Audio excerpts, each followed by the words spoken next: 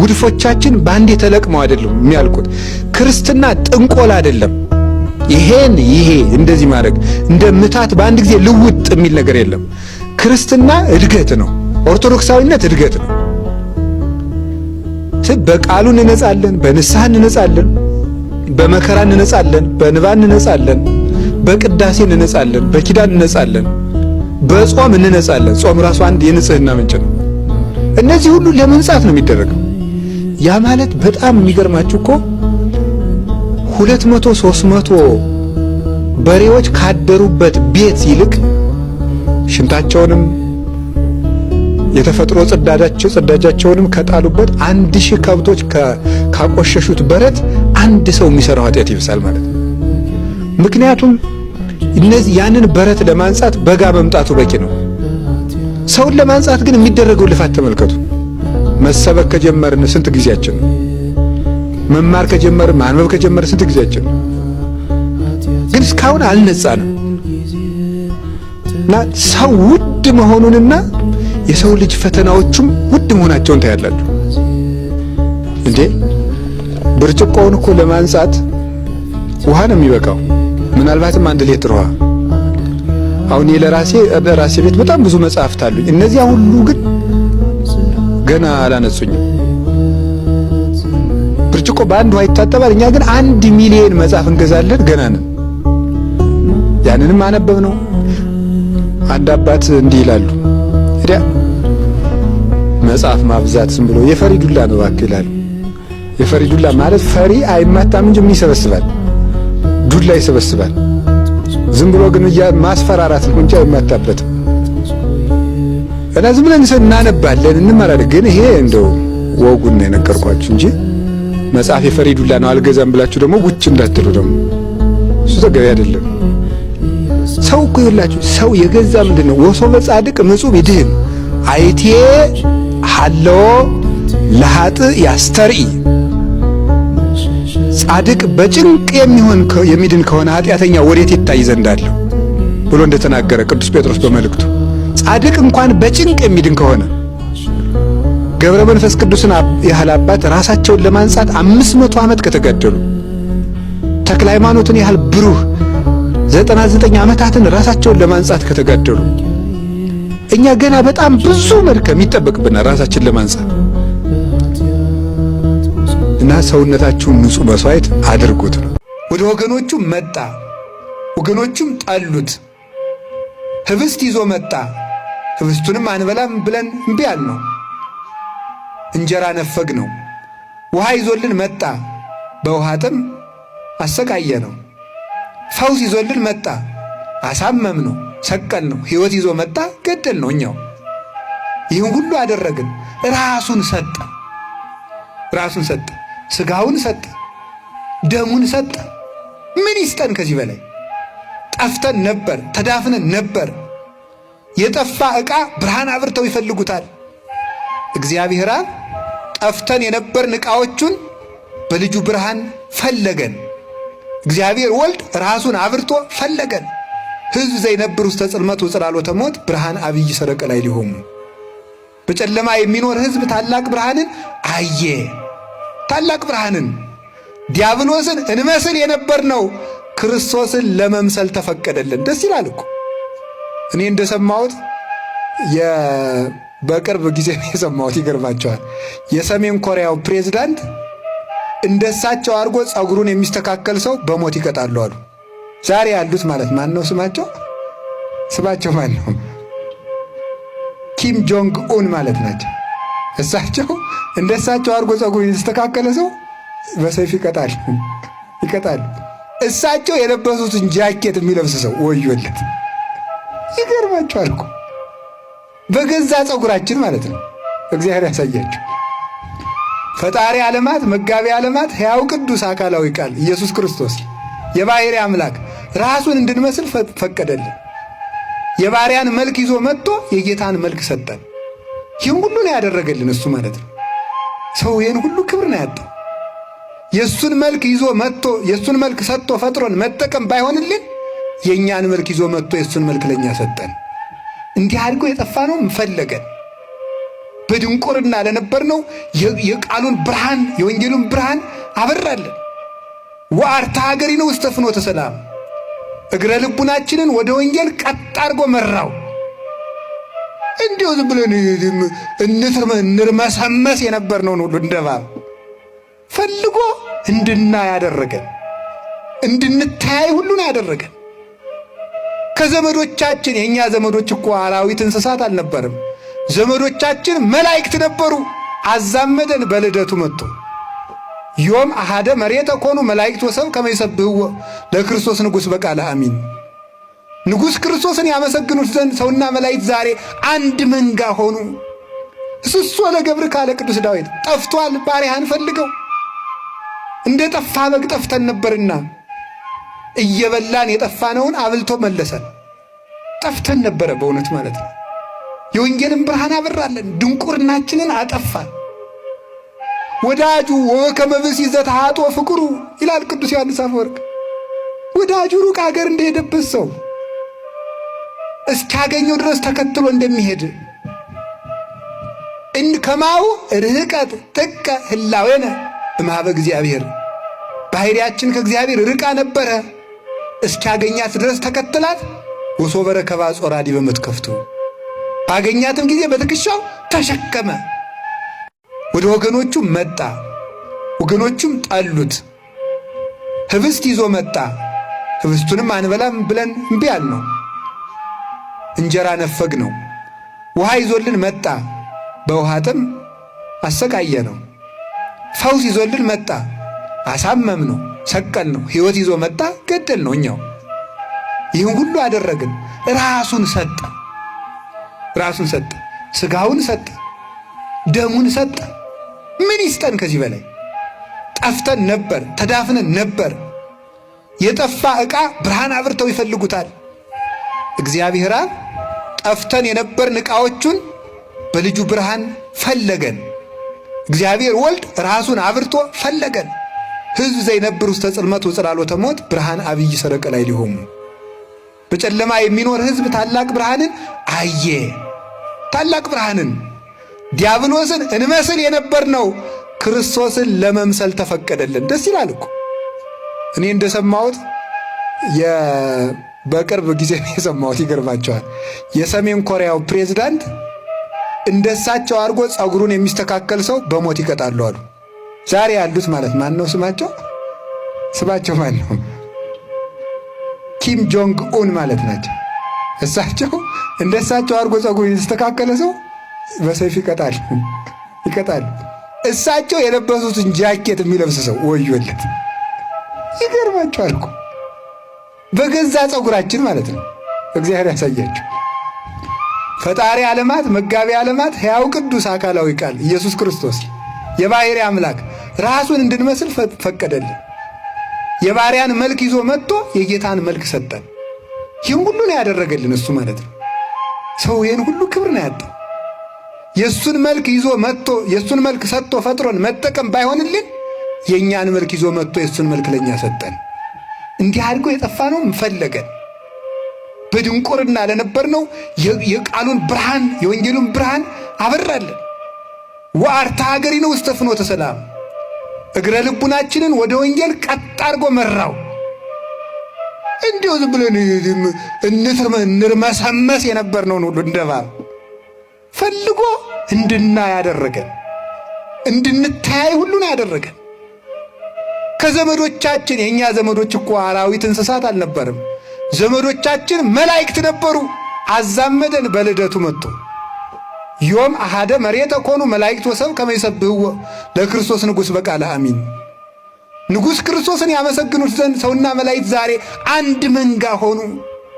እስሶ ለገብር ካለ ቅዱስ ዳዊት ጠፍቷል ባሪያህን ፈልገው። እንደ ጠፋ በግ ጠፍተን ነበርና እየበላን የጠፋነውን አብልቶ መለሰን። ጠፍተን ነበረ በእውነት ማለት ነው። የወንጌልን ብርሃን አበራለን፣ ድንቁርናችንን አጠፋን። ወዳጁ ወከመ ብእሲ ዘተሃጥኦ ፍቅሩ ይላል ቅዱስ ዮሐንስ አፈወርቅ። ወዳጁ ሩቅ አገር እንደሄደበት ሰው እስኪያገኘው ድረስ ተከትሎ እንደሚሄድ ከማሁ ርህቀት ጥቀ ህላዌነ እምኀበ እግዚአብሔር ባህሪያችን ከእግዚአብሔር ርቃ ነበረ። እስኪያገኛት ድረስ ተከተላት። ወሶበ ረከባ ጾራዲ በመትከፍቱ ባገኛትም ጊዜ በትከሻው ተሸከመ። አንድ ነገር ልንገራችሁ። አንድ ሰው እግዚአብሔርን ወደደ የሚባለው የሚጸድቅበትን ቀመር እየፈለገ ስለሚሰራ ሳይሆን እግዚአብሔር የሚጠላውን ነገር ለእግዚአብሔር ብሎ የተወ እንደሆነ ያችናል። እለታፈቅርዎ ለእግዚአብሔር ጽልእዋ ለእኪት። ይሄ ነው በቃ ምልክቱ ማለት ነው። እግዚአብሔርን የምትወዱት ከሆነ እግዚአብሔር የሚጠላውን ጥሉ ማለት ነው። እግዚአብሔር የሚጠላው አኮኑ ጸላይትከ ምንድነው ያለ ቅዱስ ዳዊት? ጸላይኩ ጠላትህን የምጠላ አይደለሁም ወይ? ጠላቶች ጠላቶቼ ናቸው ብሏል። ጠላቶችን እጠላለሁ። ስለዚህ የሚጠላቸው የእግዚአብሔር ጠላቶች ኃጢአት ናቸው። እግዚአብሔር አሁን የምንጸልይ ለምን ይመስላችኋል? የምንጸልይ አሁን እግዚአብሔርን ስለምንወደው ነው። ይሄን የሚያደርግ ሰው ካለን ይሸልመዋል። የምንቆርብ አሁን እግዚአብሔርን ስለምንወደው ነው አይደለም። ካልቆረብኩ ጥሩ አይደለም ብለን ነው የምንቆርብ። የምንጸልይ ካልጸለይኩ ጥሩ አይደለም ብለን ነው የምንጸልይ። ቤተክርስቲያን የምንሄደው ጥሩ አይደለም ብለን ነው የምንጸልይ። ጥሩ አይደለም ማለት ለኛ የሚመጣብንን አስበን ነው እንጂ እግዚአብሔርን ወደነው አይደለም የምናደርገው ማለት ነው። እግዚአብሔርን መውደድ ግን መገለጫው የመጀመሪያው ለእግዚአብሔር ብዬ እስኪ አንድ ነገር ልተው ነው።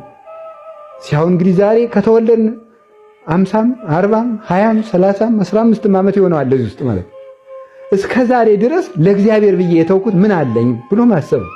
ለእግዚአብሔር ብዬ የተውኩት ካለኝ ነገር ሁሉ ከከበበኝ የኃጢአት ባለጸግነት ለእግዚአብሔር ብዬ የተውኩት ምን አለ ብሎ ማሰብ ነው በጎ ዋጋ የሚያሰጠው ማለት ነው። አብርሃም ለእግዚአብሔር ብሎ ዘመዶች ሁሉ ነው የተወው። ስጋውን ሁሉ ትቷል። ነውርን ሁሉ ትቷል። ለእግዚአብሔር አለው ለእግዚአብሔር ማፈርን ሁሉ ነው የተውት። ተገዘርልኝ ሲለው አብርሃምን ማፈርን ትቶ ለእግዚአብሔር እርቃኑን አጋልጦ መስጠትን። ቅዱሳን ለእግዚአብሔር እንኳን ኃጢአትን ክብርን ይተዋሉ ማለት ማፈርን ይተዋሉ። እና እንደው አንድ እንጨት ብትተውልኝ ምን አለ ያለው እግዚአብሔር። እስኪ እንደው አንድ የምትወዳትን ነገር ያስጎመጀችን ነገር ተዋት። አሁን የዛሬው ትምህርታችን ውጤት መሆን ያለበት እግዚአብሔር ቢረዳን ማለት እኔም እናንተም አንዲት የምንወዳትን ዕፀ በለስ ከዛሬ ጀምሮ ለመተው ቃል ብንገባ ነው። ግቡ አላልኩ፣ ግቡ ነው ያልኩት እንጂ ማለት እያስማልኳችሁ አይደለም ነው። ለራሳችን ግን እስቲ መወሰን በቃ አንድ የምወዳት ዕፀ በለስ አለች፣ ከዛሬ በኋላ ይችን እተዋታለሁ። ተተዋላችሁ? እንድንተው እግዚአብሔር ይርዳን በሉ ነው ያልኩኝ። እንድንተው እግዚአብሔር ይርዳን። አንዲት በለስ ኩራት ያለበት ሰው ካለ ትተዋት ያችን እግዚአብሔርን ስለሚወደው ማለት ኩራት ያለበት ሰው ካለ ሌላም ምን አዘራዘረኝ የኃጢአት ሪፖርት ማቅረቢያ አይደለ ይሄ። ሌላም ጉድ ካለብን እስቲ እንደው ለእግዚአብሔር ብለን ያችን ልተውለት። ይችን በለስ ይሄ ሁሉ ፀሐይወት ሰጠኝ፣ ይሄ ሁሉ አጥራጥሮልኝ እስቲ እግዚአብሔር እንደው ይችን ልተውለት እንደው ይችን ብለን ማለት ነው። ለወዳጅ ተብሎ እኮ ስንት ነገር ይተዋልናት። ለወዳጅ ተብሎ፣ ለጎረቤት ተብሎ፣ ለወንድም ተብሎ፣ ለአንድ ባለውለታ ተብሎ እኮ ቀጠሮም ይሰረዛል። ለእግዚአብሔር ብለን እኮ አንድ የኃጢአት ቀጠሮ እንኳን አሳልፈን አናውቅ። አንድ የኃጢአት ቀጠሮ ፈልገን ተዘጋጅተን እንሰራታለን እንዳታልፍብን ማለት። ለእግዚአብሔር በብዙ ጊዜ መካከል አንድ ጊዜ ሳይኖረን ለኃጢአት ግን ፈልገን ሰከንድ እንኳን እናገኛለን። ያንን ጊዜ ማለፍ መቻል እግዚአብሔርን መውደድ በገነት መኖር ይሻላል። በገነት መኖር የገነት እጽዋትን ሁሉ እየበላን ዕፀ በለስ እንድንታገስ እግዚአብሔር ይርዳን። ፍቅረ እግዚአብሔር በልቡናችን ይጽናልን። የሰው ልጅ በዚህች ምድር ላይ ሲኖር ሁልጊዜ ያለሱ ፈተና ያለበት ሰው ያለ አይመስለውም። ብቻውን የሚፈተን ይመስለዋል፣ የሚያልፍም አይመስልም። ደግሞ የሚያስደንቀው ትናንት ብዙ ነገር አሳልፎልን ዛሬ ደግሞ ሌላ ችግር ሲመጣ የትናንትናው የማያልፍ መስሎን እንዳለፈ ረስተን የዛሬውም የማያልፍ ይመስልናል። አሁን ይሄ ገብቷችኋል እያስባለሁ። ትናንትም የማያልፍ ነበር የመሰለ አለፈ፣ ዛሬም የማያልፍ ይመስላል ያልፋል። ስለዚህ እግዚአብሔር ትዕግስት ብቻ ነው የሚፈልገው። ሰውንም መታገስ ያስፈልጋል። ሰውን መታገስ ማለት ምን ማለት ነው? እስኪስተካከል መታገስ ማለት ነው። እስኪስተካከል ድረስ መቆየት እንጂ አናጺ እግዚአብሔር አናጺና ጠቢብ ሰው ማለት አንድ ነው። ልንገራችሁ፣ ጥበበኛ ሰው አናጺው ቤት ይሰራል። ቤት ሲሰራ የሚሰራበት እንጨት በሙሉ ጠማማ ቢሆን ምን ያደርጋል? እያወጣ ይጥለዋል አይደለም እንዴ? አይጥለውም። እያወጣ ከጣለው ቤቱ አይሰራም ማለት ነው። ጠማማ ብዙ ነውና ሰሚዳረው እያቃና ምን ያደርጋል? ቤቱን ይሰራል ማለት። መመገዝ የሚባል ታውቃላችሁ? ምንድነው መመገዝ? ካበጠው ላይ ይከረክረውና ወይም ደግሞ ከዚህ ከጎበጠው ላይ ይከረክርና ፍላጭ እንጨት ሲያስገባበት ይቃናል። እዚያ በኋላ ተቃንቶ ድምድም ላይ ይወጣል ማለት ነው። ቤት እየተቃና እንጂ ርቱ እንጨት ተገኝቶ ቤት ተሰርቶ አልቆ ያውቅ። ሰውም ቢሆን እየተቃና ነው እንጂ ከአንዱ ሰው ላይ አንድ ችግር ስናገኝ ከዚያ ስንሸሽ፣ ከአንድ ሰው ጋር አንድ ነገር ሲያደርግ ከዚያ ስንሸሽ፣ አንዱ ሆዳም ሆኖ እናገኘዋለን፣ አንዱ ሌባ ሆኖ እናገኘዋለን፣ አንዱ ምቀኛ ሆኖ እናገኘዋለን፣ አንዱ ነገር ሰሪ ሆኖ እናገኘዋለን፣ አንዱ ለፍላፊ እናደርገዋለን ሁሉ እናገኘዋለን። ችግር ባገኘን ቁጥር ከሰው ተለይተን አንዘልቀውም። ሰዎችን እያስተካከልን መያዝ ነው። እግዚአብሔር እያስተካከለን የሚይዘን። ሁልጊዜ የሚደንቀኝ እኔ የዘካርያስ ታሪክ ነው። ዘካርያስ በሽምግልና ዘመን ልጅ ትወልዳለህ ተባለ። ምንድን ነው ያለው? እንዴት ሆኗል? የሕግ መምህር ነው። ጽድቅ ለሰው ሲያስተምሯት ቀላል ናት ሲሰሯት እንጂ። በእርግጥ ሲያስተምሮ ለማስተማርም ለፍተው ካልተማሯት አይሆንም። እና እግዚአብሔር የሚሳነው ነገር የለም እያለ ኦሪትን ሲያስተምር የነበረው ሊቀ ካህናት እንግዲያማ የሚሳነው ነገር የለም አንተም ካረጀ በኋላ ልጅ ትወልዳለህ ሲባል እንዴት ሆኖ ይሆናል አለ። ከዛ ምንድን ነው ያደረገው? ቅዱስ ገብርኤል አንተ እግዚአብሔር እንዲህ ብሏል እያልክ አይሆንም የምትል ተጣጣራጣሪ ብሎ በሰይፍ አልቀጣውም። እዚች ምላሱ አካባቢ ዘካርያስን እንጨት አድርጋችሁ በሉ፣ ጸጋውን ቤት አድርጋችሁ ሰዱ፣ ቅዱስ ገብርኤልን ሐናጺ አድርጋችሁ ሰዱት። ምንድን ነው ያደረገው? አንደበቱ አካባቢ ቅዱስ ዘካርያስን የቤት መስሪያ እንጨት አድርጋችሁ ስሉ፣ አንደበቱ አካባቢ ጉድለት ተገኘችበት ማለት ነው። ምን የምትል የጥርጥር እሷው ላይ አቃናት ማለት ምን አደረጋት? ዲዳ አደረገና 6 ወር ዘጋትና እሷን አቃንቶ ልጁን ሰጠው ማለት ቤቱን ሰራለት። እግዚአብሔር እያስተካከለን የሚይዝ እንጂ ችግር ሲጎባጣ በተቀኘ ቁጥር እግዚአብሔር እያወጣ አይጥልም፣ እያቃናን የሚይዝ። ቅዱሳን አባቶቻችን ተቃንተው ለክብር በቅተዋል። ስለዚህ ሰውን መታገስ ያስፈልጋል። በኋላ የገዛ ልጁ ቅዱስ ኤፍሬም እንደሚናገረው አፉን ከፈተለት።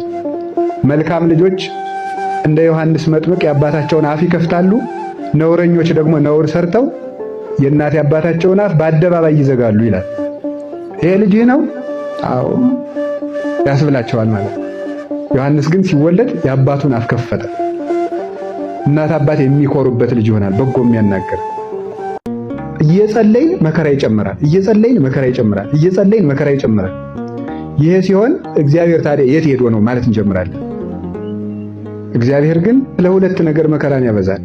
እየጸለይን ራሱ መልካም ሰዎች እንዲጠቀሙ አክሊል እንዲያገኙ እንዲሞቱ፣ ክፉ ሰዎች ደግሞ ቆይተው የማይረቡ ስለሆነ በጊዜ እንዲሸከፉ፣ ቢያንስ ጥቂት መልካም ነገር ካለቻቸው ያቺ ሳትበላሽ እንዲሞቱ። ለሁለቱም ሞትና ሰይፍን ያመጣል እግዚአብሔር። እግዚአብሔር በነገር ሁሉ መልካም ነው። የሚያደርገውን ያውቃል፣ የሚጠቅመንንም ያውቃል። ቁጣም ትዕግስት ይፈልጋል። የምንታገሰው ለምንድን ነው? ለምን የምንታገሰው? ሰዎች እንደማያውቁ ልንረዳ ይገባል። ሶበሰ አይመርዎ እሚሰቅልዎ ለእግዚአብሔር ስብሐት፣ ቢያውቁትስ የክብርን ጌታ ባልሰቀሉት ነበር ይላል። ሰው እኮ ካላወቀ እንኳን ባልንጀራውን መስደብ ፈጣሪውን ሰቅሏል። ካላወቀ ሰው ይሳደባል፣ ካላወቀ ያጠፋል። እና ሰው ባያውቅ ነው ብለን መራራት አለብን። ሰው ሲሰድበን ሲያጠፋ ባይረዳ ነው ብለን ማሰብ አለብን። ሁለተኛ ደግሞ የቁጣ ሰይጣን አለ ራሱን ችሎ። ያ ደግሞ እንዲቆጣና እንዲሰድበን ያደርገዋል። አይ ሰይጣን አሳስቦት ነው ብለን ደግሞ ማዘን አለብን። ሶስተኛስ ምን ማድረግ አለብን? ሰው አንድ ነገር ሲበድለን ስጋዊ እንደሆነ ምን ማድረግ ነው? ለነሰ ስጋውያን ይሄል ይገ ስጋ ነሐውር በፍኖተ ስጋ ወነገብር ግብረ ስጋ ወባይቱ አንተ መሐረነ ሕገ መንፈስ። ቅዱስ ዲዮስቆሮስ በቅዳሴ የተናገረው ስጋውያን የምንሆን እኛ የስጋን ነገር እናስባለን፣ በስጋ መንገድ እንሄዳለን፣ አንተ ግን የመንፈስን መንገድ አስተምረን ይላል። በአራቱ ባህሪያት ውስጥ የሚኖር ሰው የስጋውን ያስባል። የስጋውን ሲያስብ ድንበር አልፎ እኛን ይበድላል። ሲበድለን ስጋ አይደለ፣ አራቱ ባህሪያት አይደለ፣ እኔስ ይሄንን ሰርቼው የለ ማለት አለብን።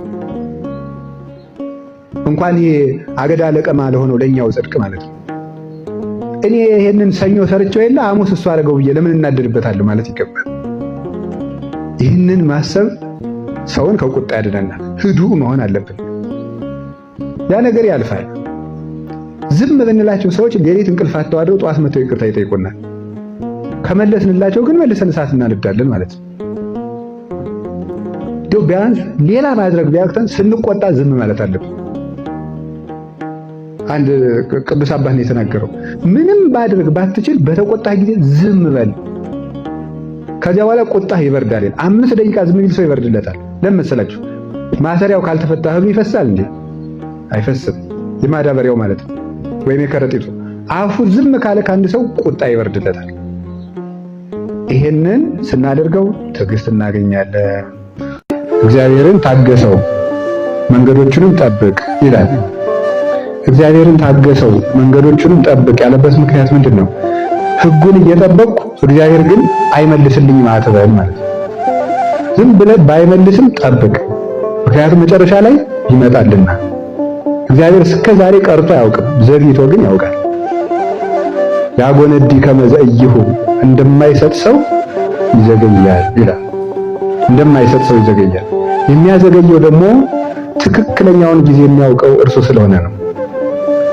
እሺ አንዳንድ ጊዜ ሕፃናት በእናታቸው ጭን ሆነው እናቱ ፍትፍት ስትጎርስ ሊቀማ እንደዚህ ይላል። 6 ወር ካልሞላው ግን እናቱ አታጎርሰውም። ለምን ይመስላችኋል? ትክክለኛውን የሚበላበትን ጊዜ የምታውቅ ማን ነው? እናቱ ናት። ያን ጊዜ ግን የሚያስፈልገው ምንድን ነው?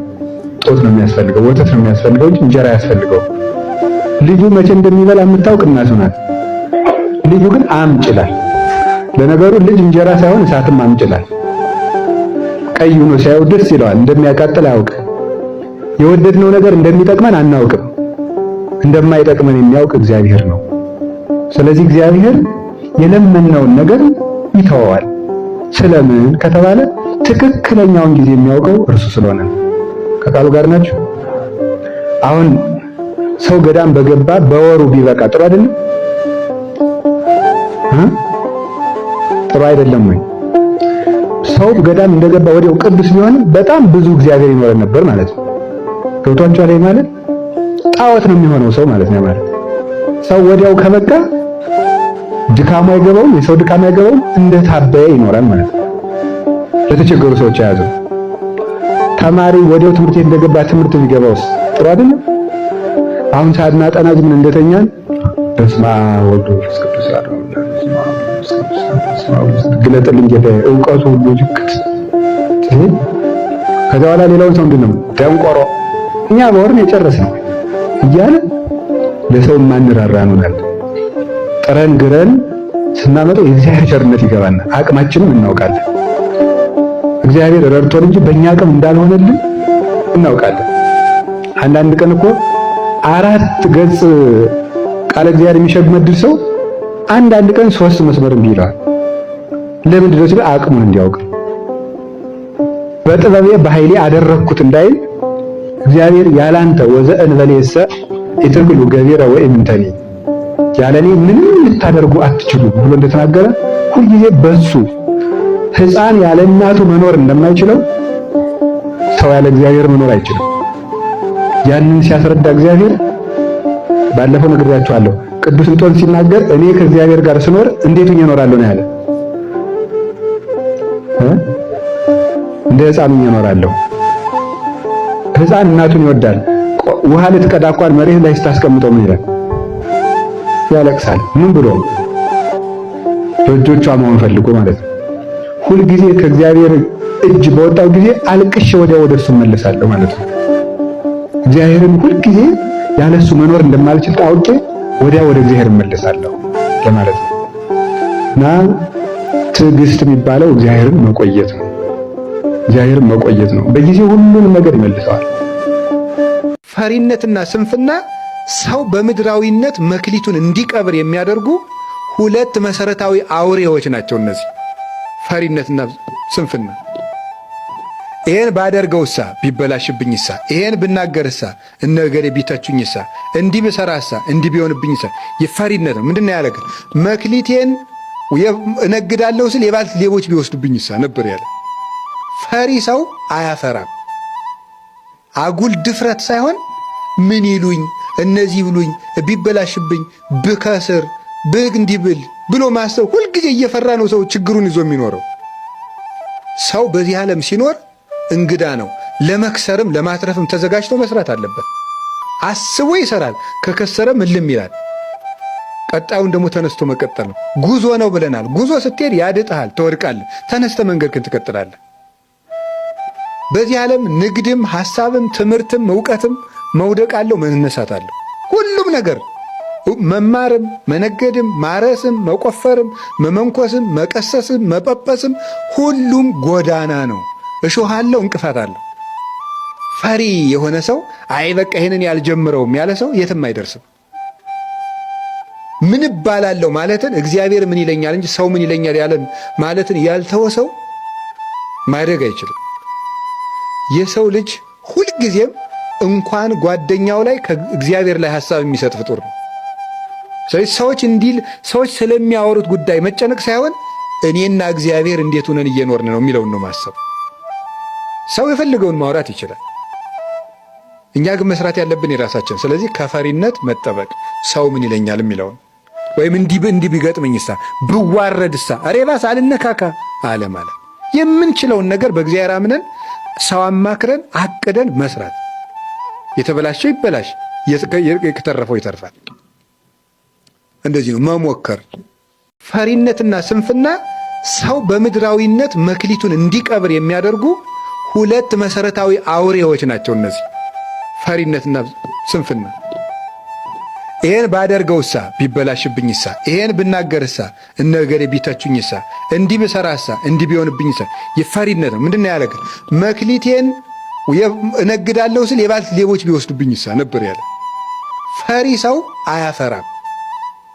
አጉል ድፍረት ሳይሆን ምን ይሉኝ እነዚህ ብሉኝ ቢበላሽብኝ ብከስር እንዲህ ብል ብሎ ማሰብ ሁልጊዜ እየፈራ ነው ሰው ችግሩን ይዞ የሚኖረው።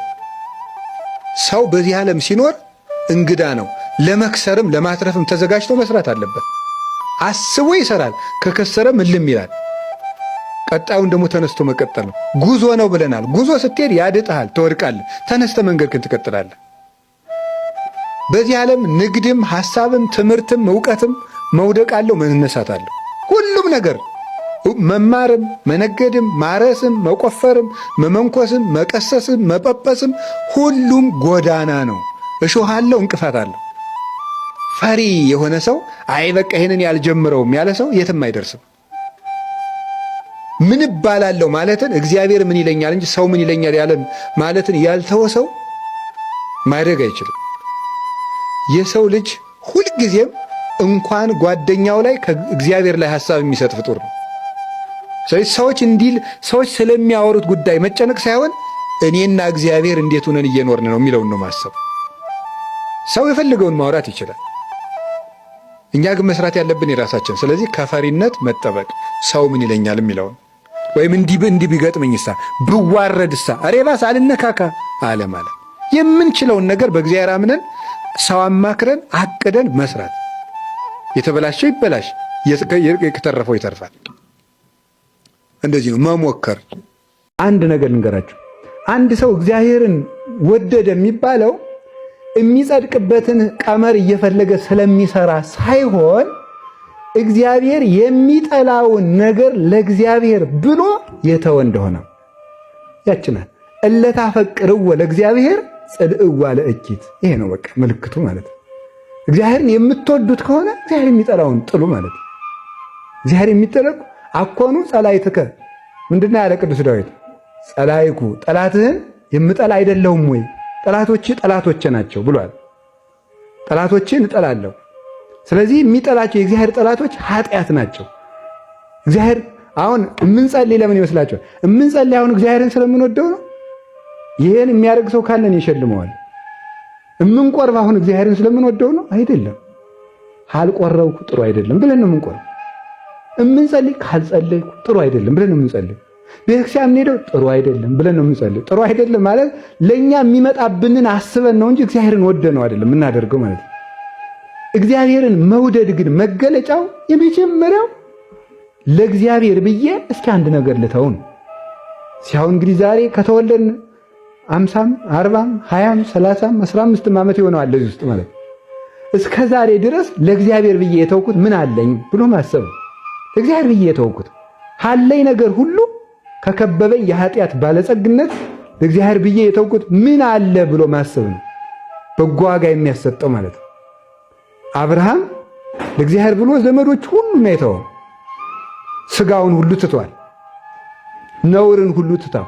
ለእግዚአብሔር አበው ለእግዚአብሔር ማፈርን ሁሉ ነው የተውት። ተገዘርልኝ ሲለው አብርሃምን ማፈርን ትቶ ለእግዚአብሔር እርቃኑን አጋልጦ መስጠትን። ቅዱሳን ለእግዚአብሔር እንኳን ኃጢአትን ክብርን ይተዋሉ ማለት ነው። ማፈርን ይተዋሉ። እና እንደው አንድ እንጨት ብተውልኝ ምን አለ ያለው እግዚአብሔር። እስኪ እንደው አንድ የምትወዳትን ነገር ያስጎመጀችን ነገር ተዋት። አሁን የዛሬው ትምህርታችን ውጤት መሆን ያለበት እግዚአብሔር ቢረዳን ማለት ነው።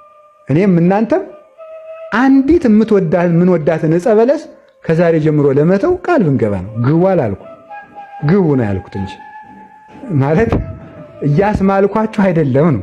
ለራሳችን ግን እስቲ መወሰን በቃ አንድ የምወዳት ዕፀ በለስ አለች፣ ከዛሬ በኋላ ይችን እተዋታለሁ።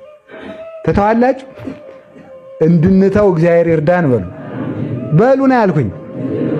እንድንተው እግዚአብሔር ይርዳን። አንዲት በለስ ኩራት ያለበት ሰው ካለ ትተዋት ያችን እግዚአብሔርን ስለሚወደው ማለት ኩራት ያለበት ሰው ካለ ሌላም ምን አዘራዘረኝ የኃጢአት ሪፖርት ማቅረቢያ አይደለ ይሄ።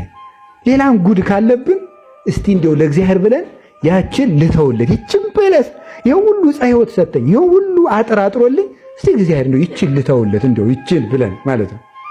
ለወዳጅ ተብሎ እኮ ስንት ነገር ይተዋል እናንተ። ለወዳጅ ተብሎ፣ ለጎረቤት ተብሎ፣ ለወንድም ተብሎ፣ ለአንድ ባለውለታ ተብሎ እኮ ቀጠሮም ይሰረዛል። ለእግዚአብሔር ብለን እኮ አንድ የኃጢአት ቀጠሮ እኮ አሳልፈን አናውቅ። አንድ የኃጢአት ቀጠሮ ፈልገን ተዘጋጅተን እንሰራታለን እንዳታልፍብን ማለት። ለእግዚአብሔር በብዙ ጊዜ መሃል መካከል አንድ ጊዜ ሳይኖረን ለኃጢአት ግን ፈልገን ሰከንድ እንኳን እናገኛለን። ያንን ጊዜ ማለፍ መቻል እግዚአብሔርን መውደድ በገነት መኖር ይሻላል። በገነት መኖር የገነት እጽዋትን ሁሉ እየበላን ዕፀ በለስ እንድንታገስ እግዚአብሔር ይርዳን። ፍቅረ እግዚአብሔር በልቡናችን ይጽናልን። ለምን ትጨነቃላችሁ?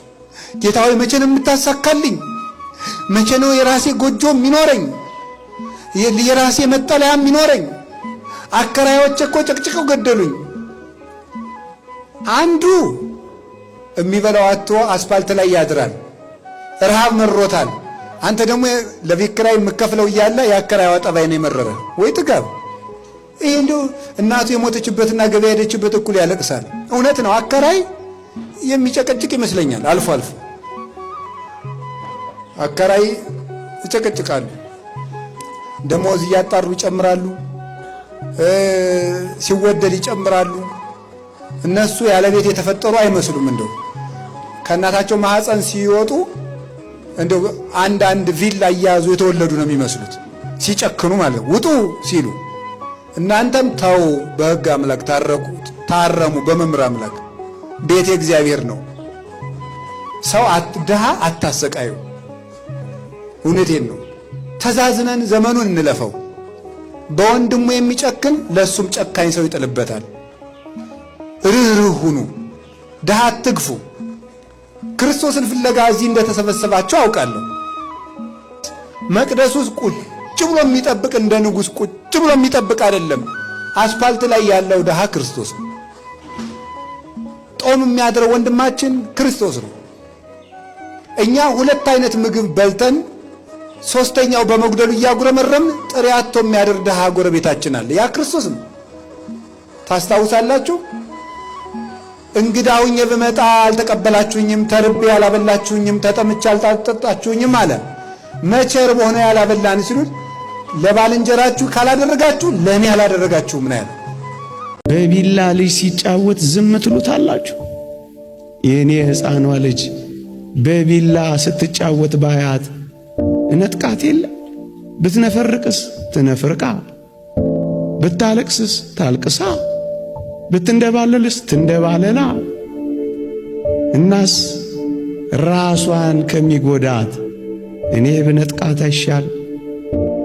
እኛ ከአምላካችን በላይ ያውቀን ነው ወገኖቼ። ቢላ ይሁን አበባ ይሁን ለማወቅ የቸገረን ምስኪኖች እኮ ነን ወገኖቼ። ይጥቀመን ይጉዳን የማናውቅ ደካሞች እኮ ነን። እኛ ከአባታችን በላይ ለምን ቢላ ሊያስኩም ብለን መጫወት ከፈለግን እንዴት ከባድ ነው ወገኖቼ። እግዚአብሔር አሁን ከእጃችን ላይ ሚነጥቀን ምናልባት ቢላ ሆኖስ እንደሆነ እግዚአብሔርን በትዕግስት የምንጠብቀው ወገኖቼ አሁን የማይሰጠን ለኛው ጥቅም እንደሆነ ስለምናውቅ ነው። መጠበቅ ማለት ሲሰጠን ብቻ አይደለም ሲከለክለንም ጭምር መጠበቅ ነው። እናስ እንደ ዕንባቆም ድምፃችንን ከፍ አድርገን እግዚአብሔር ሆይ ስትሰጠኝ ብቻ አይደለም ስትከለክለኝም ልጠብቅህ። ወገኖቼ መጠበቅ ማለት እኮ እንደዚህ ነው። የሁላችሁ የተከልነው በለስ ባያፈራም እንጠብቀውን? አዎ። የዘራነው የወይን ሐረግ ፍሬ ቢጎለውም እንጠብቀውን? አዎ እንጠብቀዋለን ወገኖቼ። ከብቶች ከጋጥ ውስጥ ቢጠፉ፣ በጎች ከበረት ቢታጡ፣ ምንም ነገር ባይኖረንም እንጠብቀውን? አዎ መጠበቅ ማለት እሱ ነው። እንደ ዕንባቆም በመጠበቂያዬ ላይ እጠብቅሃለሁ ማለት እኮ ይሄ ነው ወገኖቼ። ምንም ነገር ባይሆን እንኳን እግዚአብሔር ሆይ አንተን እጠብቅሃለሁ ወገኖቼ። በደብረ ታቦር ፊት ሲያበራ ብቻ አይደለም በጌቴ ሴማኒም ጨለማ እጠብቅሃለሁ በሉት ወገኖቼ። በደብረ ታቦር ልብስ ሲያንጸባርቅ ብቻ አይደለም በቀራንዮም እርቃንህንም ሆነህ እጠብቅሃለሁ በሉት። በደብረ ታቦር ካንተ ጋራ ካልሆንኩ ሞቼ እገኛለሁ ብቻ ብላችሁ አትቆሙ። ቀያፋም ግቢ አላውቅህም ብላችሁ እንዳትክዱት እባካችሁ። ቀያፋም ግቢ ቢሆን ጠብቁት። በደብረ ታቦር ደስታ ብቻ አይደለም በጎልጎታ ለቅሶም ላይ ጠብቁት። በኢየሩሳሌም ባለው ውበት ላይ ብቻ አይደለም ደም ግባት አልባ በሆነም ጊዜ ጠብቁት። መጠበቅ ማለት ይሄ ነው። መስቀል እንደተሸከመ ሲወድቅ አያነሱትም ነበር። ማንሳት ይቅርና እዚያው ላይ እንደወደቀ ይረግጡት ነበር በእግራቸው፣ በጥፊ ይመቱት ነበረ። ግፉ በስፍርው ስለነበረ እንደወደቀም ሲረግጥና ሲገላታ በማየታቸው ሆድ ባሳቸው፣ አዘኑ። እሱ መከራ የሚቀበለው ሰውን ለማዳን ግን እነሱ ስላዘኑና ልባቸው ስለበዛ ጌታችን መድኃኒታችን ኢየሱስ ክርስቶስ መስቀሉን ተሸክሞ በሰባተኛው ምዕራፍ ወድቆ ተነስቶ ትንሽ ልፍ ብሎ እንደሄደ ጩኸታቸው በዛ። አሁንም ትንሽ ረፋን አሉትም አይሁድ። ወድቆ እንደተነሳ መስቀሉን የሚያግዘው አልነበረም፣ መልሰው ያሸክሙታል። ለዓርብ ለተስቅለት የዓለም የተስፋና የመዳን ቀን ቢሆንም ለሱ ግን ለባለቤቱ ለኢየሱስ ክርስቶስ ግን የመከራ ቀን ነበርና ጩኸቱ በጣም በዛና ሲያለቅሱ ዝም አላላቸው። አዋልደ ኢየሩሳሌም ይትብከያል፣ እናንተ የኢየሩሳሌም ልጆች፣ የኢየሩሳሌም ሴቶች፣ ቅዱሳት አንስት ለእኔ አታልቅሱልኝ። ዓለምን ለማዳን ስለመጣው ይህ መከራ ወድጄ በፈቃዴ የተቀበልኩት መከራ ብከያ ላይ ለርስክን ወላይ ለሁሉክን ለራሳችሁና ለልጆቻችሁ አልቅሱ። እስመ ይመጽእ መዋዕል አመ ይብሉ፣ እንዲህ የሚሉበት ዘመን ይመጣል። ጽዋት መካናት፣ ያልወለዱ መካኖች ጉዳት ክብር አላቸው። ወለለ ያጸና፣ ወልደው ያላሳደጉ ጽዋት ናቸው የሚባልበት ጊዜ ስለሚመጣ ለራሳቸው አልቅሱ ብሎ ቅዱሳት አንስትን ያናገረበት 8ኛ ምዕራፍ ተብሎ ይቆጠራል። 9ኛው ምዕራፍ 3ኛ ጊዜ ወደቀበት ነው። መስቀሉን በተሸከመ 3 ጊዜ ወድቋል። በምዕራፍ 3፣ በምዕራፍ 7፣ በምዕራፍ 9 የወደቀበት ምዕራፍ ተብሎ ይነገራል። አብይ ጾምን መጾም ማለት የእግዚአብሔር ልጅ እግዚአብሔር ወልድ ወደዚህ ዓለም የመጣውን መውረድ አድንቆ በዚያ ተመስጦ መኖር ነው። አሁን እየጾምን ይመስላችኋል? የመጀመሪያዎቹ ክርስቲያኖች ክርስቶስ ወደዚህ ዓለም የወረደበትን ምስጢር ለማድነቅ ብለው አብይ ጾም ሊገባ ሲል ዮርዳኖስን ተሻግረው በረሃ ሄደው 40ውን ቀን ሰንብተው የሆሳዕና ዕለት ነበር መልሰው የሚገናኙ። በሐዋርያት ዘመን የነበሩት ማለት ዳቧቸውን ቋጥረው ዮርዳኖስን ተሻግረው በረሃ ሄደው ሁሉም ለየብቻ ሆኖ የክርስቶስን ወደዚህ ዓለም መምጣት እያደነቀ ከርሞ የሆሳዕና ይገናኛል። ስለዚህ በክርስቶስ ሰው መሆን መደነቅ ነው። ዘወረደ ገብ ጾም ገባ ሲባል ዘወረደ ስንል እግዚአብሔር እኮ እኛን ለማዳን መጣ ብሎ በዚህ ተደንቆ ጾሙን መጀመር። እግዚአብሔር ወደዚህ ዓለም መጣ የሚለውን እንዲደንቀን መሆን ነው። ደንቆን ከጾም ነው ጥሩ ነው። እንዲደንቀን አንድ ሁለት ነገሮች እንደው ሊቃውንቱ ከተናገሩት ልንገራችሁ እስቲ። እግዚአብሔር አብ እግዚአብሔር ወልድ ወደዚህ ዓለም መምጣቱን ይዘን መደነቅ እና እዚያ ጋር የምናደርገዋል። አሁን በዘወረደ ሳምንት ማድረግ ያለብን ነገሮች አሉ። በዘወረደ ሳምንት የመጀመሪያው ማመን ማድነቅ። የምናደንቀው ሰው ሆኖ ወደዚህ ዓለም የመጣበትን ምስጢር። ቅዱስ ዳዊት ምን ብሎ ነበር የተናገረው? አጽነነ ሰማያተ ወረደ ብሎ ነው የተናገረው። የሚያስደንቅ ነገር ነው። ጠላቶቻችሁን ውደዱ፣ የሚረግሟችሁን መርቁ፣ ለሚያሳድዷችሁ ጸልዩላቸው፣ የሰማይ አባታችሁ ለክፎችም ለደጎችም ዝናምን ያዘንባል ፀሐይን ያወጣልና ብሏል። ዝናብ ያለው ሥጋው ደሙን ለክፎችም ለደጎችም ሥጋውን ደሙን ሰጥቷቸዋልና በእንቢተኝነት ቀረባቸው እንጂ ብሎ እናንተም እንግዲህ ርኅሩኆች ሁኑ በሰማይ ላለው አባታችሁ ልጆቹ ተሆኑ ዘንድ ብሏል። ስለዚህ ፍቅር ማለት እሱ ነው። ፍቅር ማለት ልዩነትን አቁሞ አንድነት ላይ ማተኮር ነው። እንደሱ ነው። ፍቅር ማለት ሰዎችን መረዳት ነው። መረዳት የሰዎችን ሐሳብም ሆነ ኑሮ በራሳችን ቦታ ቁመን ሳይሆን በራሳቸው ቦታ ቁመን ማሰብ ነው። ሕፃን ሲያወራ እንደራሱ ነው የምንረዳው፣ እንደኛ ነው እንደራሱ ነው የምንረዳው። ወደሱ ወርደን ነው የምንሰማው። ፍቅር ማለት ወደምንወዳቸው ሰዎች ሂደን መረዳት መቻል ነው። እምነት፣ ተስፋ፣ ፍቅር። እመን እንጂ አትፍራ። ብዙዎቻችሁ ፈርታችሁ ኃጢአት እየሰራችሁ እንደሆነ እናውቃለን። ጣቶቹ እመኑት፣ አምልኩትና እመኑት እንጂ እንዳትፈሩ። እግዚአብሔር ማንን አሳፍሮ ያውቃል? አብርሃምን ነውን? በድህነት ተንከራቶ በባለጠግነት አልመለሰው?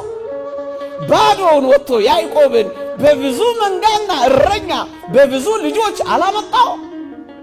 ሙሴን ተመልከቱት። ባዶውን ከድሎት ቤት ወጥቶ የሕዝቡ መሪ፣ የመንጋው አስተማሪ፣ የሕጉ መጋ፣ የብዙ ራእዮችና ባለጠጎች አላረገው? ታዲያ ይህ እግዚአብሔር ከኛ ጋር የለም? ይሄ ሁሉ ጨርቅ መጣል መልከኛነት አይደለም። መልከኛነት ክርስቶስን መምሰል ነው። እግዚአብሔርን መምሰል ነው መልክ። እግዚአብሔርን መምሰል ነው እንጂ ውበቱ ሁልጊዜ ለዚህ ነው። አሁን ሰው እንዴት እያደረገ እንደሆነ ታውቃላችሁ? እኔ አሁን በከተማ ምሰድ በውጭ ሀገር ምሰድ አያቸዋለሁ። አሁን የአፍንጫ ጉትቻ የሚያደርጉ ሴቶች አሉ። በጣም ብዙ ነው። በቃ እንደው የከንፈር አለ አይጣ ላይ ድረስ ነው አሉ። ሰው አሁን በኦፕራሲዮን ሁሉ መልክ እያበጀ ነው። ፊቱን እየተቀዳደደ ማለት ነው። በቢላዋ እየቀደደ መልከኛ ለመሆን ማለት ነው። አይጣል እኮ ነው። ለምንድን ነው ይሄ ፍላጎት? አሁን ቢባል ውበቱ ሁሉ አለቀ። እናቴ ድሮ አሁን ቀሚስ አድርገው ያጌጡ ነበር፣ ውብ የሆኑ ነበር እናቶቻችን። አሁን ደግሞ ጨርቃቸውን ጥለው እያጌጡ ነው እህቶቻችን። ወንዱ ሁሉ በዚህ ጉትቻ እያበጀ ፀጉሩን እየተሰራ ሹርባ አሁን አልቋል። እንግዲህ ምን አድርገው እንደሚያጌጡ አናውቅም። ራቁቱም ሆነ አለቀ። ሰው ሁሉ አለቀበት። ይሄ ሁሉ እንዲሁ ይገርም። ግን ትክክለኛው መልክ ወደ ክርስቶስ መምጣት፣ ጭምትነት፣ ራስን መግዛት፣ ከነፍስ ጋር መታረቅ፣ ለልብ መኖር፣ ለህሊና መታመን፣ ለዘላለማዊ ሕይወት ሥራ መስራት መልክ ይሏችኋል። እሱ አያችሁ።